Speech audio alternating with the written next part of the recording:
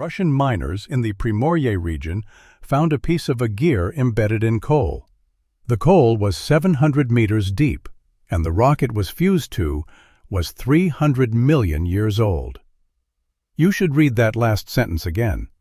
Not 300,000, 300 million.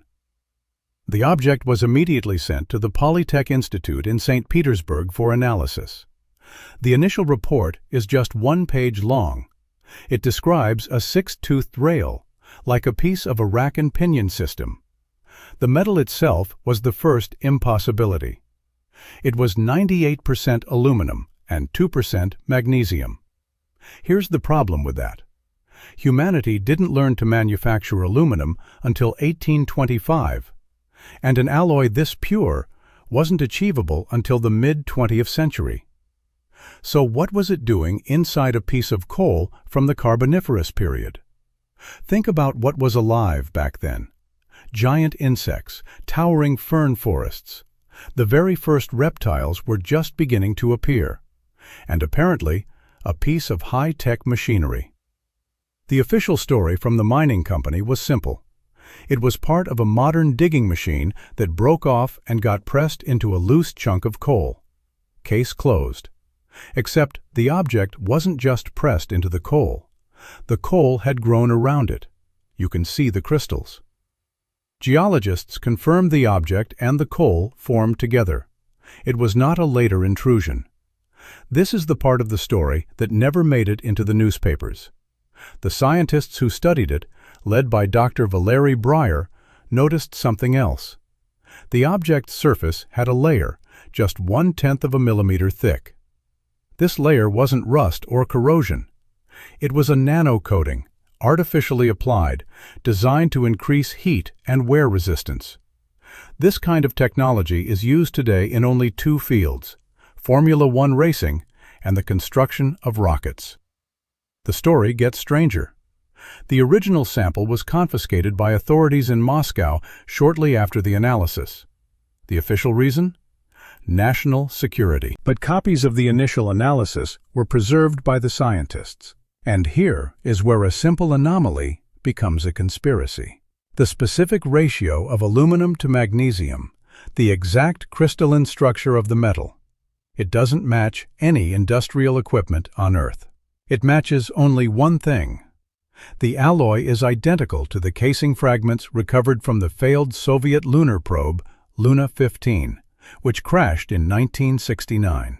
So how did a piece of a 20th century spacecraft get inside a 300 million year old rock, find itself within a 300 million year old coal seam? This question haunted Dr. Valery Bryer. The official explanation, that it was a modern intrusion, crumbled under geological scrutiny. You see, the coal had formed around the object, not simply encased it. This means they grew together, deep underground. Think about that for a moment. This wasn't a piece of equipment lost recently. This object was there, in the primordial swamp, as the Carboniferous forests grew and died. For decades, similar anomalies have surfaced. In 1844, Scottish stonemasons working near Kingoody Quarry found a nail. It was embedded in a solid block of sandstone. The sandstone was dated to the Devonian period, over 360 million years ago. Imagine their surprise. Robert Patterson, a local historian, meticulously documented the discovery. He noted the nail had clearly been forged by intelligent hands. It was not a natural formation. What do you think happened to that nail? It vanished from public record. The scientific community dismissed it as an elaborate hoax. The prevailing view was simple. Humanity did not exist then. Therefore, such an artifact could not exist. But the evidence persisted. In 1851, a metallic vase was blasted from solid rock in Dorchester, Massachusetts. This vase was 6 inches tall. It was made of an unknown metal alloy. The rock it came from was 534 million years old. And here's the part nobody talks about. The vase itself showed intricate engravings. These weren't crude markings. They were geometric patterns, clearly artificial.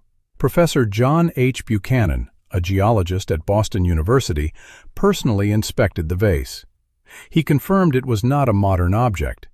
He stated its origin was deeply perplexing. This object, too, simply disappeared from public view. It became a footnote in forgotten journals. The pattern is clear. Whenever an artifact challenges our timeline, it is either dismissed or disappears. In 1912, miners in Oklahoma found an iron pot. This pot was inside a coal seam, 300 feet below the surface. The coal was dated to the Pennsylvanian period, approximately 295 million years ago. The pot showed clear signs of human craftsmanship. It had a handle. It was not a natural formation. Frank J. Kenwood, the miner who found it, swore an affidavit. He described how the pot fell out of a solid block of coal when he broke it with his pickaxe. This is not a story of a modern pot falling into a crack. This is a story of a pot that was there when the coal formed. The Oklahoma discovery, like the others, was quickly forgotten. The scientific establishment simply had no framework to explain it. It implies a technological presence far beyond anything we understand. It suggests an intelligence at work millions of years before humans walked the earth. Think about the implications. What if our understanding of history is fundamentally flawed? What if these objects are not anomalies, but rather echoes of a past we refuse to acknowledge? The Russian gear, the Scottish nail, the Dorchester vase, the Oklahoma pot. They tell a consistent story. A story of advanced technology. A story of complex metallurgy. A story spanning hundreds of millions of years. But who built them? And why were they left behind, buried deep within the Earth's ancient layers?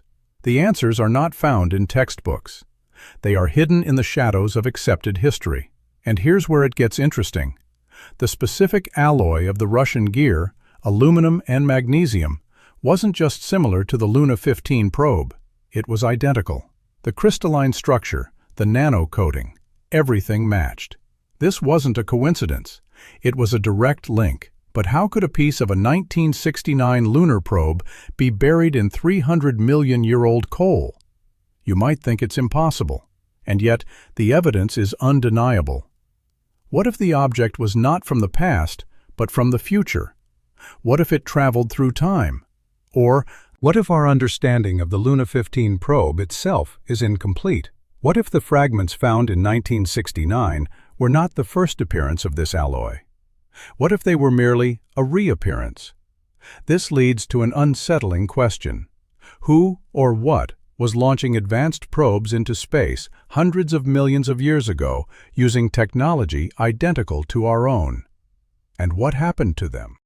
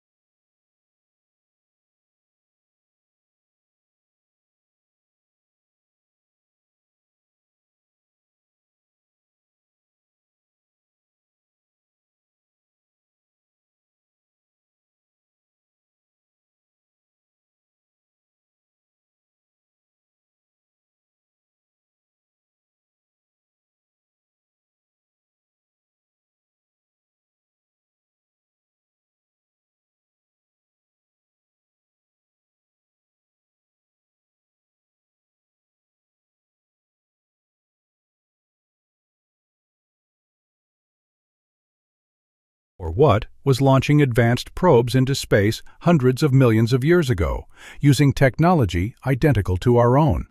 And what happened to them? The answer, you might suspect, is not found in ancient alien theories. It lies closer to home, much closer. Remember the aluminum-magnesium alloy, identical to the Luna 15 probe? The one found embedded in 300-million-year-old coal in 1996. The initial report, by Dr. Valerie Breyer, specifically noted this match. This crucial detail, however, was quickly suppressed. Why? Because the official narrative simply could not accommodate it. The Russian authorities confiscated the sample. They gave the reason as national security. But the copies of Breyer's analysis survived, and they reveal something truly startling. The specific crystalline structure of that alloy, its unique molecular fingerprint, was not just similar to Luna 15, it was a perfect match. This wasn't a coincidence. This was a direct, undeniable link. So, how do we reconcile a 1969 Soviet probe with a Carboniferous coal seam? The establishment offers a simple explanation: fraud. They claim the entire discovery was a fabrication, a hoax designed to generate sensational headlines. But think about what that implies.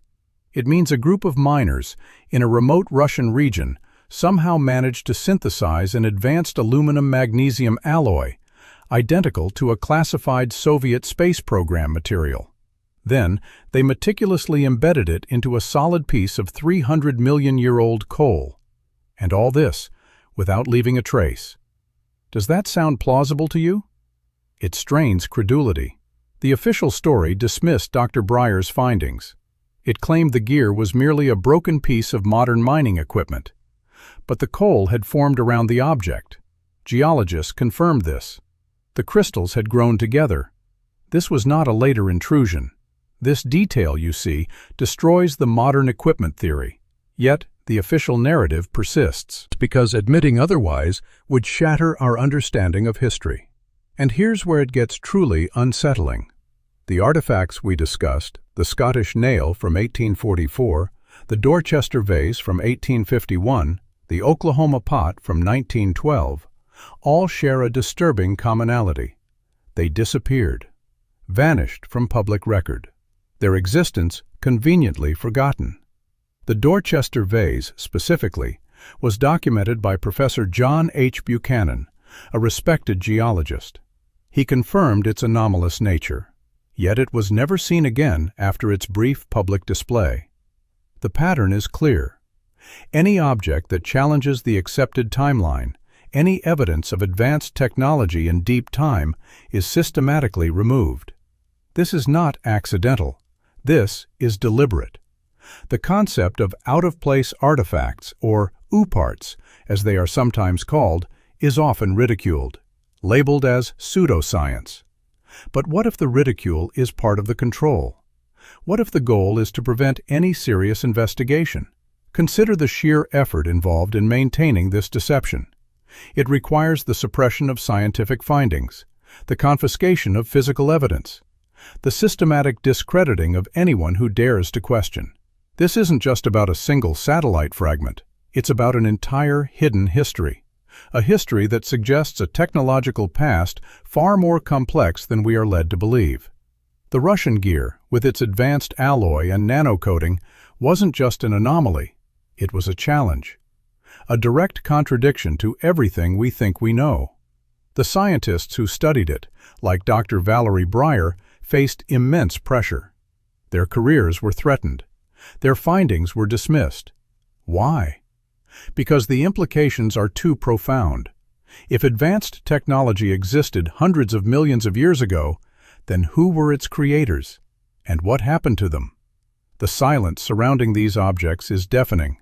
It speaks volumes about what those in power want us to believe, or, more accurately, what they want us to ignore. The official explanation for the Russian gear, a simple mining accident, requires you to ignore all the geological evidence. It requires you to ignore the material analysis. It requires you to ignore the nanocoating. It requires you to ignore everything except the most convenient, least challenging answer. But what if the convenient answer is the biggest lie of all? What if the real history is far more astonishing and far more dangerous than any of us can imagine? The very act of finding these objects and then having them disappear suggests a deliberate campaign, a campaign to erase any trace of a past that doesn't fit the approved narrative. It makes you wonder what else has been buried, what else has been hidden, and what might still be waiting to be found deep beneath the surface, waiting to challenge our entire understanding of who we are and where we come from.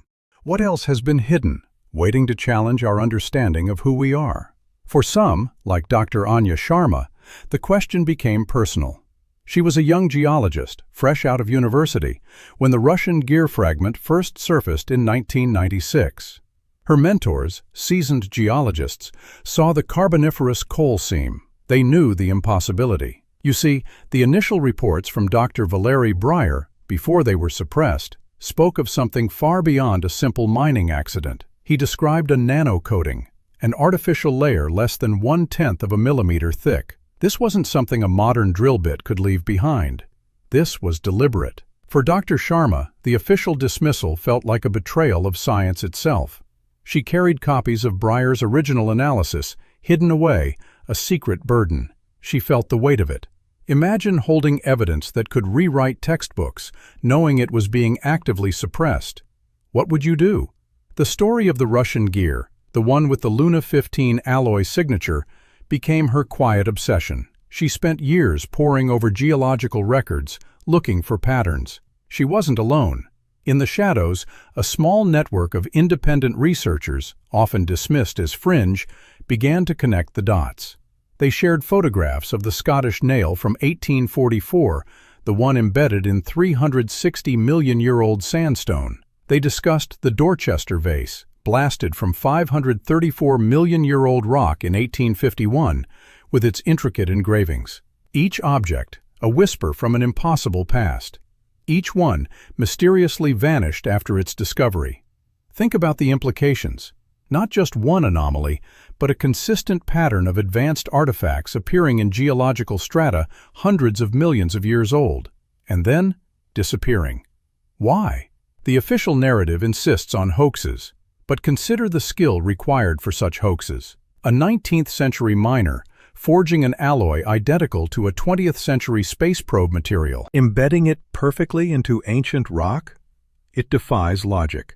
It demands a level of technological sophistication that the hoaxers themselves would have to possess. This isn't just about a few strange objects.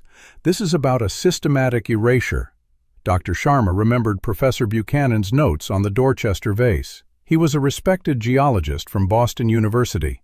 He confirmed its artificial nature. He was perplexed, yet the vase vanished. It makes you wonder, doesn't it? What forces are at play when credible scientific findings are simply made to disappear? What truth is so dangerous that it must be buried? The silence surrounding these objects is a truth in itself. It speaks of a power that controls information, that shapes our perception of history. It tells us what we are allowed to believe and what we are not. For Dr. Sharma, the quest became a personal crusade. She felt a profound connection to those forgotten scientists, like Dr. Breyer and Professor Buchanan, whose discoveries were dismissed or suppressed. She saw their faces in her mind, their frustration, their quiet determination. She understood the courage it took to stand against the prevailing dogma. The very act of finding these objects and then having them disappear suggests a deliberate campaign. A campaign to erase any trace of a past that doesn't fit the approved narrative. It makes you wonder what else has been buried, what else has been hidden, and what might still be waiting to be found deep beneath the surface, waiting to challenge our entire understanding of who we are and where we come from. The weight of that knowledge, the burden of history, can be immense. For Dr. Sharma, it was a constant hum, a quiet insistence that the truth must eventually surface. But what if the truth, when it finally emerges, is too much for us to bear?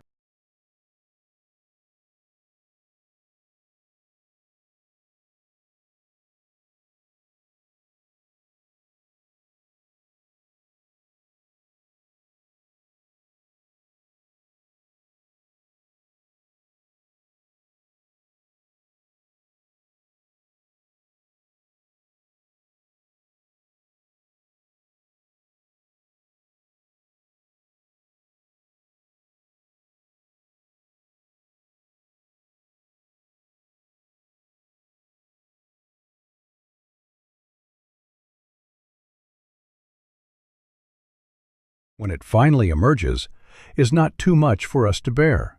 What if the real fear is that the truth is simple and that we are not special? For decades, the story has been the same. An object is found. It defies explanation. It is studied, then it disappears. The Russian gear from 1996. The Dorchester vase from 1851. The pattern of discovery and suppression is so consistent it has become an artifact in itself, a meta-artifact. Think about that. The most compelling piece of evidence isn't the objects themselves, but the systematic effort to erase them from history. Why? Because these objects don't just challenge a timeline. They challenge our very identity. The idea that we are the pinnacle of creation, the first and only species on this planet to split the atom and reach for the stars. And here's the part nobody likes to discuss. The energy required to maintain this narrative, to suppress these findings, is immense. It suggests a deep-seated fear. Not a fear of aliens or of a lost civilization, but a fear of ourselves. A fear of what we might be capable of and what we might have forgotten. You see, the existence of a 300-million-year-old piece of machinery doesn't have to mean extraterrestrials. It could mean us, a previous iteration, a human or near-human civilization that rose and then fell, so completely that all that remains are these ghosts in the rock. This is the vertigo of deep time, the unsettling realization that our entire recorded history, from the first cave paintings to the latest smartphone, might be just one chapter in a much, much longer book. And we don't even know how many pages are missing.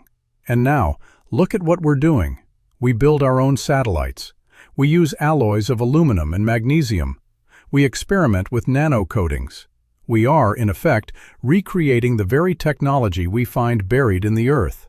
Is it a coincidence? Or is it a cycle? A pattern repeating across a timescale so vast it is nearly impossible to comprehend. The real wonder, then, is not the objects. It's not the impossible metallurgy or the shocking timelines. The real wonder is the question they force you to ask. We search the cosmos, listening for a whisper from a distant galaxy, hoping to prove we are not alone. But what if the most profound message, the most intelligent signal we could ever receive, has been here all along, buried under our own feet? Not a